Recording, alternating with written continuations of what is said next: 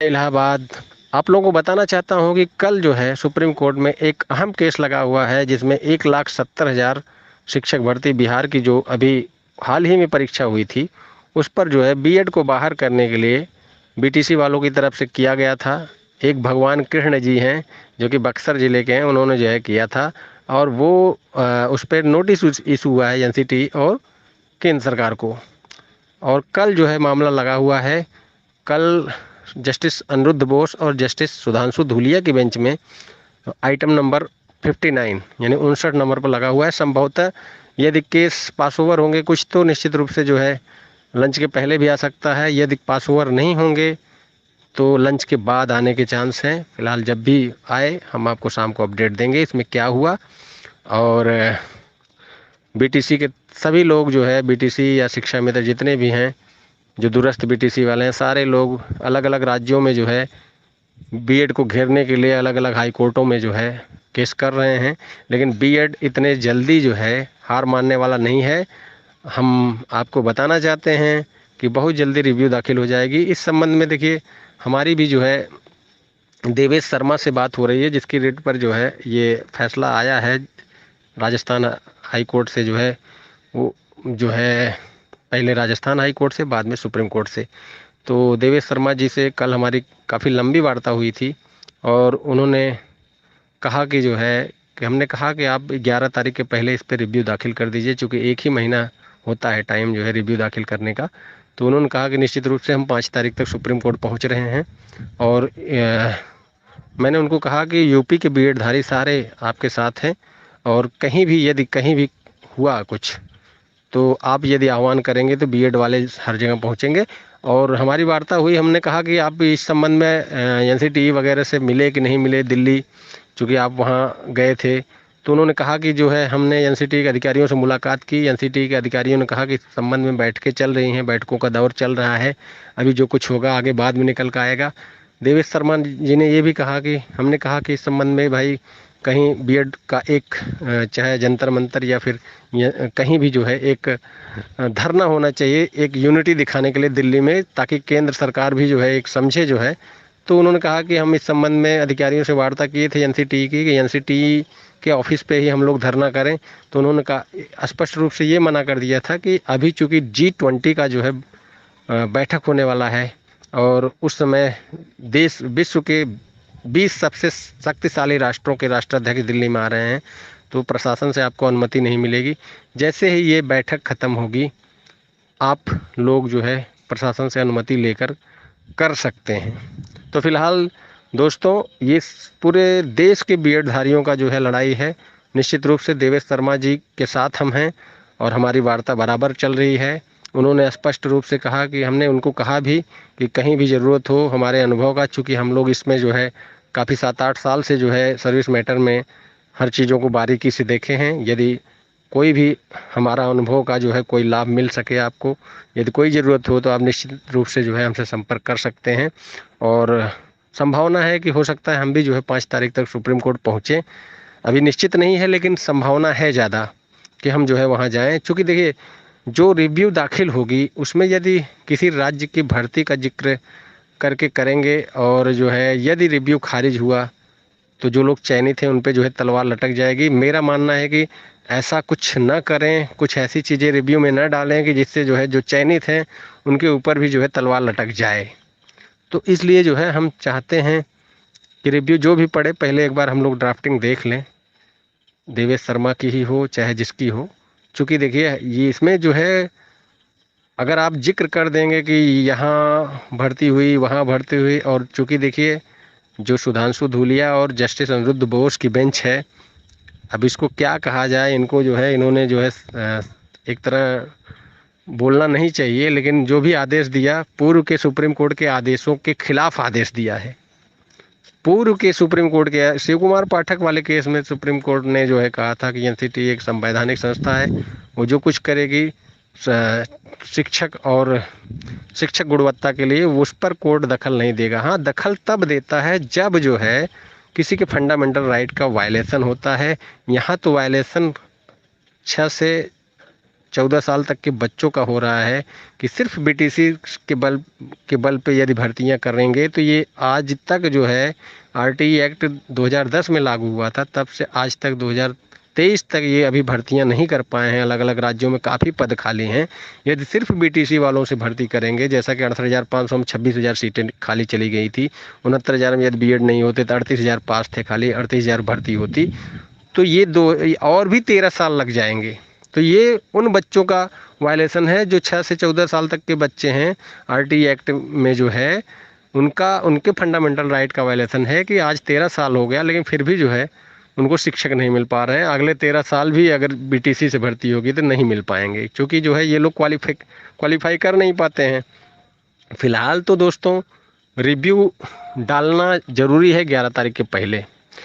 UP के BEd धारी भी रिव्यू डालें, लेकिन मेरा मानना है कि थोड़ा सा सोच विचार के उसमें सिर्फ गजट को चैलेंज करें, मतलब गजट को बचाने के लिए वो किया जाए। इसमें भर्तियों का जिक्र न किया जाए। भर्तियों का जिक्र करने पर कहीं ना कहीं अगर वहाँ से खारिज होंगे तो निश्चित रूप से आप फिर दिक्कत में आ सकते हैं। विपक्षी आपके उस आर्डर को लाकर कहेंगे कि देखिए सुप्रीम कोर्ट ने खारिज कर दिया है तो यहाँ से भी खारिज करिए, हाई कोर्ट में भी। तो इन सारी बातों का ध्यान देते हुए करना है, और खासकर भर्तियों का जिक्र नहीं करना है कि इस भर्तियों में इतने ये हो गए वो हो गए तो क्या किया जाए, क्योंकि रिव्यू में बहुत कुछ होना नहीं होता है।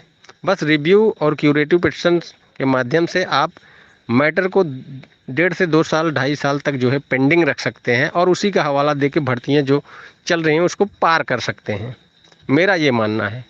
और वो उस सब एक जो है, चूँकि हमारा अनुभव है तो कैसे जो है हम चाहें तो रिव्यू 1.5 साल तक पेंडिंग कर सकते हैं।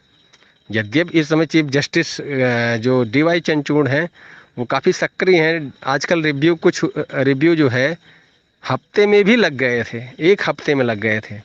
कुछ रिव्यू 2 महीने 3 मैक्सिमम 3 महीने में रिव्यू लग जा रहे हैं। चीफ जस्टिस डीवाई चंद्रचूड़ चूँकि काफ़ी सख्त और एक्टिव जज हैं, लेकिन कुछ ऐसे भी जो है वो हैं जो कि फार्मूला हैं जिससे के माध्यम से रिव्यू को हम पेंडिंग कर सकते हैं साल 1.5 साल तक। इसके बाद क्यूरेटिव तो ऑलरेडी 1 साल 1.5 साल पेंडिंग रह सकता है।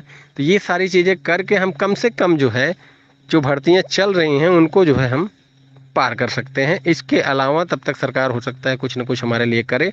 देखिए आरटीई एक्ट के 23(2) में जो है केंद्र सरकार को रिलैक्सेशन की पावर है, और आरटीई एक्ट चूँकि संसद ने बनाया है तो निश्चित रूप से पावर है केंद्र सरकार को। बस उसको रिक्वेस्ट लेटर लेना था। यहाँ गलती को मतलब कर दिया था केंद्र ने। ये जो है सिर्फ केवीएस के रिक्वेस्ट लेटर पर जो है इन्होंने बीएड को शामिल कर लिया। ये चीज़ आर्डर में है भी, जबकि सभी राज्यों का रिक्वेस्ट लेटर बना के जो है ये कम से कम 8-10 राज्यों का अगर रिक्वेस्ट लेटर ले लिए होते तो निश्चित रूप से केंद्र फिर जो है सुप्रीम कोर्ट इस पर मुहर मार देता। ये 23(1) में जो है वो किए हैं। 23(2) में जो है केंद्र को पावर है, और 23(2) में जो है केंद्र रिलैक्सेशन दे सकता है यदि राज्य उसको मांगेंगे तो। सिर्फ केवीएस के चूँकि केंद्र में जो है केंद्रीय विद्यालय संगठन में भर्तियां तो होनी नहीं थी, समस्त राज्यों में भी भर्तियां होनी थी, तो इसलिए राज्यों से भी रिक्वेस्ट लेटर आना ज़रूरी था।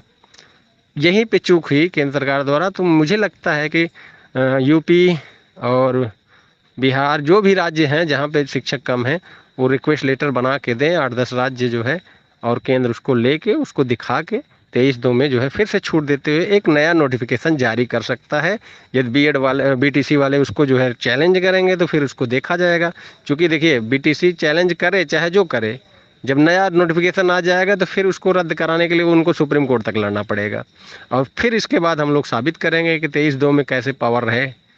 तो इसलिए जो है देखिए दिक्कत यही है कि 23(2) में जो है इन्होंने रिक्वेस्ट लेटर वगैरह जो है अगर लेकर 8-10 राज्यों से, चूँकि उस समय जो है लगभग 21-22 राज्यों में बीजेपी की सरकार थी, ये अपने राज्यों द्वारा ही अगर रिक्वेस्ट लेटर ले लिए होते तो भी जो है इनको मतलब कोई भी दिक्कत नहीं होती। फिलहाल तो एनसीटी में भी देखिए जब ये G20 का जो बैठक ख़त्म हो जाएगा तो एनसीटी के ऑफिस में एक दिन जो है धरना प्रदर्शन करने का जो है जो देवेश शर्मा जी का विचार है उसका मैं स्वागत करता हूं।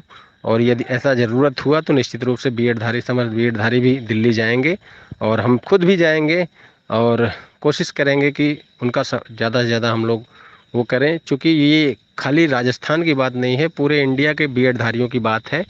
और निश्चित रूप से देखिए सरकार भी कुछ ना कुछ हमारे लिए सोच रही है और सोचेगी भी। और जब तक हम लोग वहाँ मिलेंगे नहीं, केंद्रीय शिक्षा मंत्री से ये कहेंगे नहीं कि आप जो है रिक्वेस्ट लेटर लीजिए, 23(2) में आपको पावर है, ये सब करिए। क्योंकि देखिए हम लोग अगर सोते रहेंगे तो केंद्र सरकार को लगेगा कि इसका मतलब है कोई नाराज़ नहीं है। यदि हम जो है एक्टिव रहेंगे तो निश्चित रूप से जो है उनको अपनी ताकत दिखाएंगे तो निश्चित रूप से वो लोग भी जो है हमारे बारे में सोचेंगे। फिलहाल G20 की बैठक के बाद सारे बीएड धारियों को एकजुट होकर जो है एक बार दिल्ली कूच करना चाहिए, मेरा ये मानना है। और कल 1,70,000 शिक्षक भर्ती वाला जो बिहार वाला है मैटर सुप्रीम कोर्ट में, कल उस पर क्या होता है मैं आपको शाम को अपडेट दूंगा ही।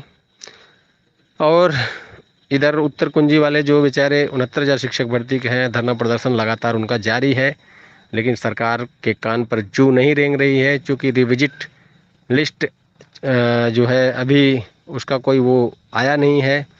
और कोर्टें भी जो है, लखनऊ वाली कोर्ट, चूँकि राजेश सिंह चौहान जी ने इस बार दोनों को बुलाया है, सचिव पीएनपी को भी और सचिव बेसिक शिक्षा परिषद को भी। उन्होंने कहा है कि 1 महीने के अंदर या तो आप जो है इसका अनुपालन करिए और यहाँ एफिडेविट लगाइए, या तो फिर जो है आप दोनों अधिकारी उस दिन वहाँ उपस्थित रहिएगा। अब देखिए अगली डेट पर जो है जब भी उनको दोनों को उपस्थित, जब तक दोनों उपस्थित नहीं होंगे तब तक, चूँकि सचिव जो है बोलता है कि नहीं जो है सचिव बेसिक शिक्षा परिषद जो है बोलता है कि पीएनपी को डायरेक्शन है, हमको नहीं है। पीएनपी बोलते हैं कि हमको कट ऑफ बताएं, कट ऑफ ही नहीं बता रहे हैं। हमने एक नंबर जो है जोड़ के सब लिस्ट भेज दिया है 2200 समथिंग लोगों का जो है 3 मार्च को ही।